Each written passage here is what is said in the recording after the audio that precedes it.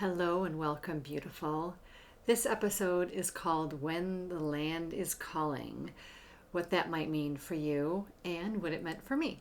So, this episode will be broken up into two parts. One will be my own story of the land calling me, and the second is 5 tips that my guides brought through about what the land calling you might mean for you. I'm Jamie Ehrenberg with Idlewild Retreats, and this is my journey of following my intuition and becoming my truest self.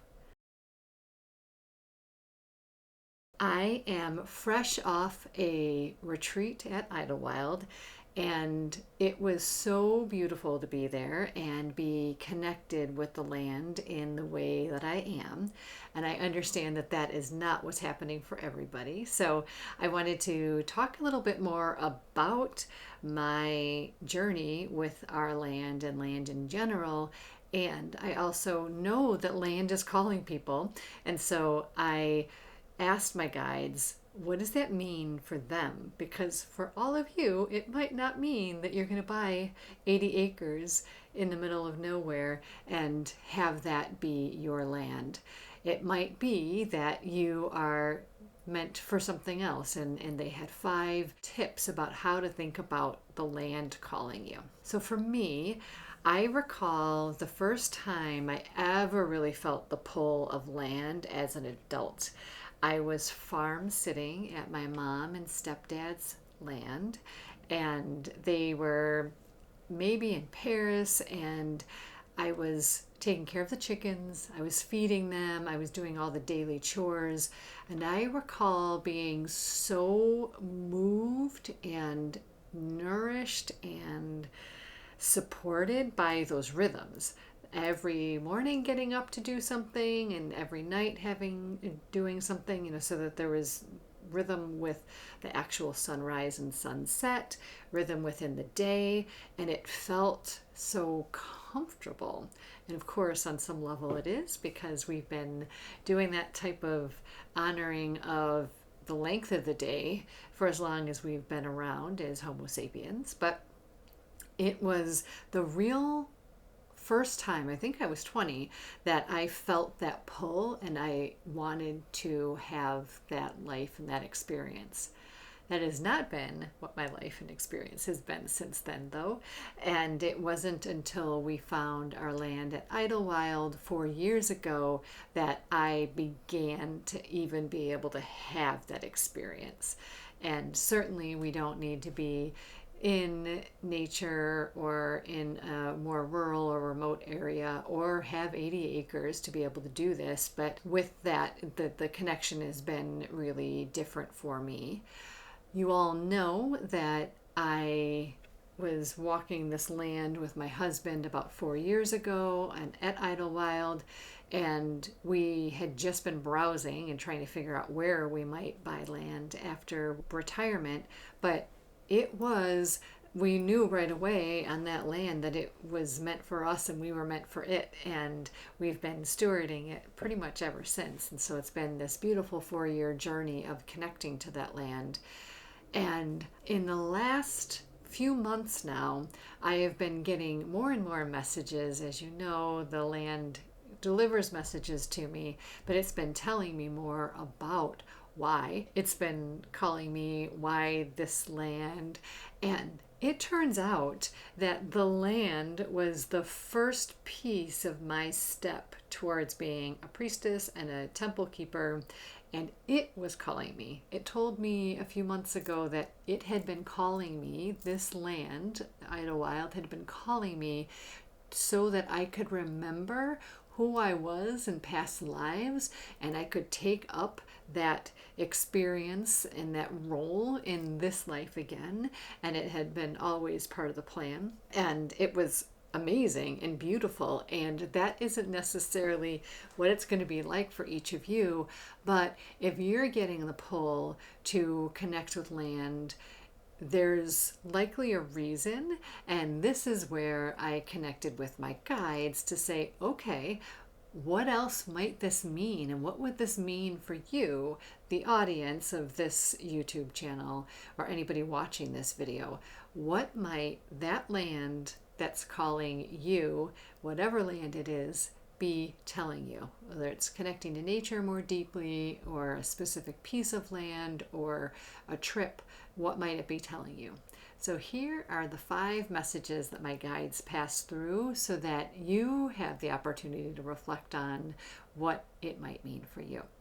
So the first message was that it is time to slow down and observe. I thought it was very beautiful to hear this while I was on the land as well, especially some retreat goers talking about literally watching a fly, watching a bee, just being able to slow down enough to hear or see how the sky was different each morning on the land, how the colors were changing, how the wind was moving, what different birds we had with us. And each of those shifts had messages for those particular retreat goers, that whatever they were observing, they were collecting information or getting things through that. And it was just beautiful to see, and I can understand that you're being called to slow down, listen, and observe. So the second message that they had was that being called to the land, it might be telling you that you're being called to follow ancient rhythms or primal connections. And so, like I talked about with the sunrise and the sunset, though we could be talking about full and new moons, celebrating the shift of seasons, things that we've been doing for so long as humans. That might be what is calling you. Again, it doesn't have to be that you need to go on retreat at Idlewild, although I would love to have you. We have another spring one coming up soon. But it might mean that that's what there's a part of you that's just learning or yearning for and longing for, that it wants to reconnect with the rhythms and the rituals that we have been carrying and holding as humans for so long. And it's an invitation to step in to joining a new or a full moon ceremony, trying, even just paying attention to more of what's happening with the moon as it's in the sky. If you aren't part of my newsletter and you want to kind of dig into that a little bit more, I have a new and full moon newsletter that gives you an opportunity to connect with the astrology and some practices to just see what's coming through for you, what growth or releasing might happen for you. It's a beautiful newsletter that's nice and short, but it'll give you some opportunity to slowly dip your toe into that if you're not ready to go to a circle or a ceremony. So number 3, the message was that if the land is calling you, you might be being called to be something more. This one's a big one, that there's something more in your life that you don't currently have that is bigger than you can imagine, that is really what's going to help you feel fulfilled and be on your soul's path and feel like your true self. It could be that the being on land or being connected to land allows you to hear more. One of my mentors, Nikki Novo, my intuition mentor, she talks about is being in nature helps us be really connected to our intuition. And so that makes a lot of sense. If there's something that's pulling at us in terms of a big shift in our lives, it could be your career, it could be what you do after the kids move out of the house and go to college, it could be like some evolution of you, it could be a move for sure, but that there's something more that is meant for you, and it's time to maybe be in nature a little bit more so you can hear more of your own intuition and be able to understand what that is. Of course, you might already know what that is. Probably deep down in some level you do, but that was one of the messages that my guide sent through. The fourth message was being in nature or being called to nature is asking you to be more. Not be something more or there's something more for you, but to be more. We've talked about being versus doing in a whole series, and I'll link that below. But there's this piece of us that is valuable just by being. There's like the core essence of us that is impactful, that by being love, we are able to impact the world around us just by moving as love, projecting love. We are acting different, people are receiving us differently, and that is not a doing, it is who I am. And so that was a beautiful message too of, is there more being that you could be doing?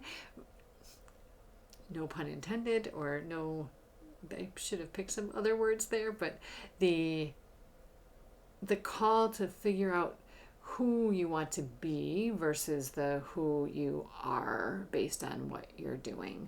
And again, there's a whole series about that. And I think we're all being called to do that more and more. So I thought this was really beautiful, especially in the collective shift that we're experiencing right now. And lastly, the thing that the land calling you could mean is that life is asking you for more joy and creativity. And so this I thought was really interesting because we are in our purest essence there. We are all creators, we're all joyful, and we lose a lot of touch with that.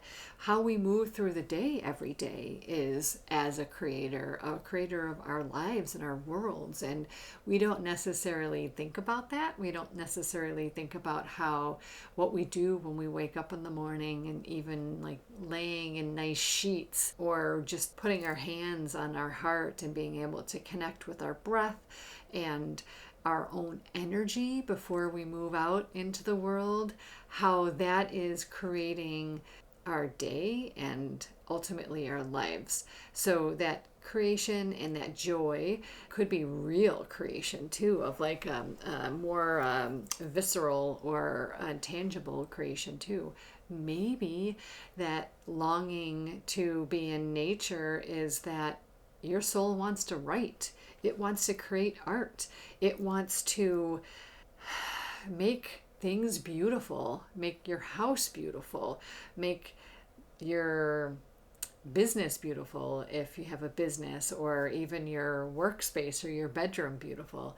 There's a lot of different ways that the creativity can come that really is impactful for how we experience the world, which then really translates into joy. Because when you're connected to your creative energy and that flow, the joy just opens up and it's able to come in even more. So I loved those 5 messages, and this was a different format for this episode. I'd really be curious to see how it landed for you, and if you feel like one of those 5 messages or several of them was for you, if you're being called by the land and you're not currently connected to it. I would welcome you on our land for our spring retreat or our fall retreat this year. They're both open for registration, and it would be amazing to see you fully immersed in this beautiful place that we call Idlewild. And if not, I hope that you're able to use these messages to connect with something for you that opens up something else. And it could be that that's the one thing or some of the being that you're working on for this year of 2026, this year of the fire horse, this one year, this creation of this new world. Following that call of nature wanting to connect with you and understanding at a deeper level what it's actually telling you. I can't wait to see you again soon, and sending you a lot of love.